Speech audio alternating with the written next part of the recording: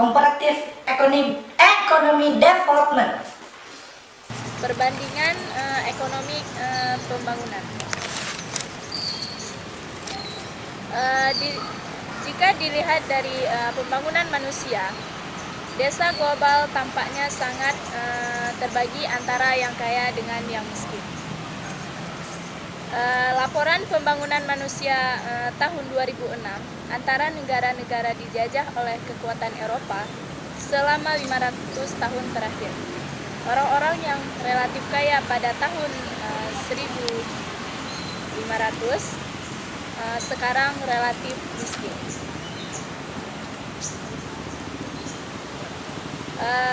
Pembalikan mencerminkan perubahan dalam lembaga yang dihasilkan oleh kolonialisme Eropa.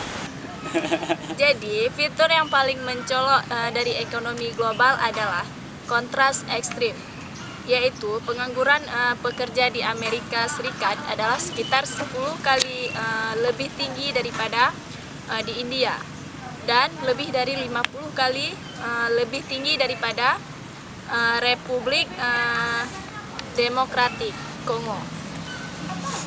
0,1 pendapatan real per kapita 48.430 dolar di Amerika Serikat, 2.930 dolar di India, dan 280 dolar di Kongo.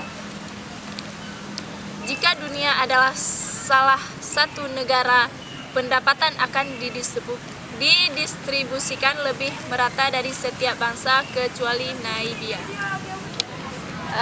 Bagaimana sebuah negara itu bahkan memperluas, dan mengapa beberapa negara berkembang membuat begitu banyak kemajuan dalam menutup kesenjangan ini, sementara yang lain itu begitu sedikit. Dalam bab ini akan memperkenalkan studi pembangunan ekonomi komparatif. Kita akan memulai dengan mendefinisikan negara berkembang dan menggambarkan bagaimana memungkinkan untuk perbandingan kuantitatif di negara. Kami kemudian akan mempertimbangkan 10 fitur penting bahwa negara-negara berkembang cenderung memiliki kesamaan rata-rata dibandingkan dengan negara maju. Di setiap kasus, kami juga akan menemukan bahwa di balik fakta ini adalah perbedaan yang sangat besar di semua dimensi. Di antara negara-negara berkembang, yang penting untuk menghargai atau memperhitungkan dalam kebijakan pembangunan. Di antara 10 itu adalah yang pertama, menurunkan kadar hidup dan produktivitas. Dan yang kedua itu tingkat lebih rendah dari modal manusia. Yang ketiga, tingginya tingkat ketimbangan dan kemiskinan absolut. Yang keempat itu adalah tingkat pertumbuhan penduduk yang lebih tinggi. Yang kelima, besar fraksionalisasi sosial. Yang keenam, besar penduduk pedesaan tetapi migrasi desa kota yang cepat. Yang ketujuh, tingkat lebih rendah dari industrialisasi. Yang kedelapan, geografi yang merugikan. Dan yang kesembilan, keuangan yang lainnya dan pasar yang tertinggal. Dan yang ke-10 itu adalah tersisa dampak kolonial seperti lembaga miskin dan ketergantungan sering eksternal. Dunia berkembang. Cara yang paling umum untuk menentukan negara berkembang adalah dengan pendapatan per kapita. Beberapa lembaga internasional termasuk Organisasi untuk Kerjasama Ekonomi dan Pembangunan, yaitu OECD dan PBB. Di sistem klasifikasi Bank Dunia, 210 negara dengan populasi setidaknya 30.000 peringkat oleh tingkat mereka pendapatan nasional bruto atau PNB per kapita. Ekonomi ini kemudian diklasifikasikan sebagai negara-negara berpenghasilan rendah. LMCS berpenghasilan menengah, itu sama dengan UMCS. Dan negara-negara OECD dan negara-negara berpenghasilan tinggi lainnya. Jadi di tabel 21 ini menjelaskan tentang negara-negara yang berpenghasilan tinggi, menengah, dan miskin.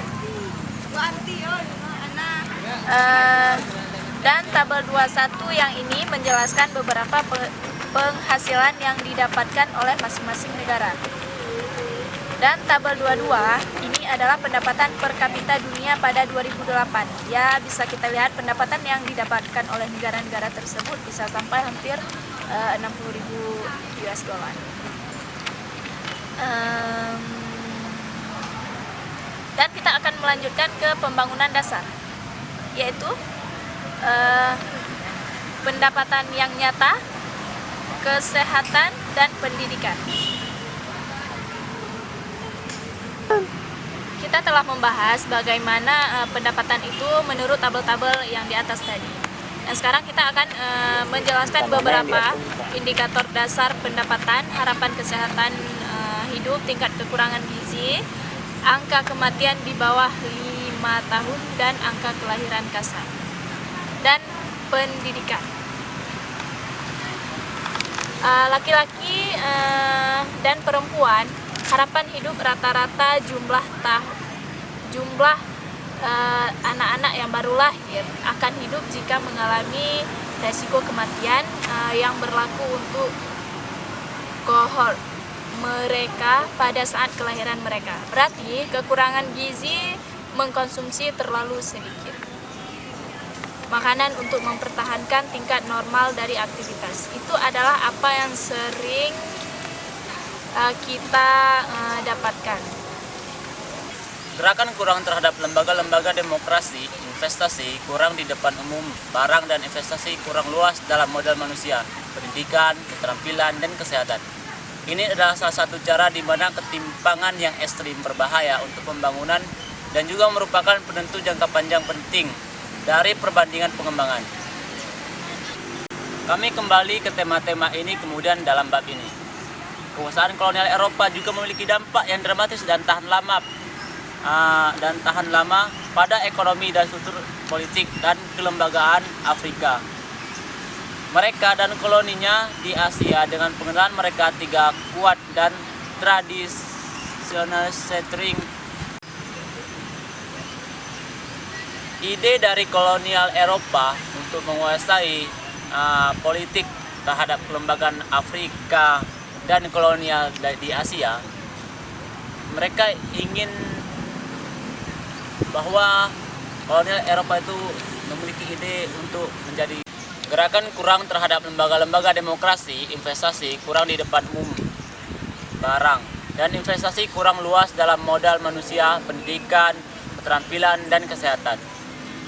Ini adalah salah satu cara di mana ketimpangan yang ekstrim berbahaya untuk pembangunan dan juga merupakan penentu jangka panjang penting dari perbandingan pengembangan. Kami kembali ke tema-tema di ini pada bab ini.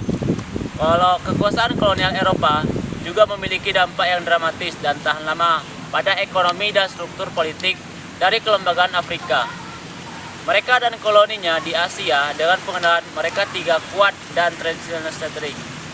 Ide dari kekuasaan kolonial Eropa adalah milik pribadi, pajak pribadi, dan persyaratan yang pajak dibayar uang bukan di jenis. Inovasi ini diperkenalkan cara-cara yang difasilitasi aturan elit daripada peluang berbasis luas.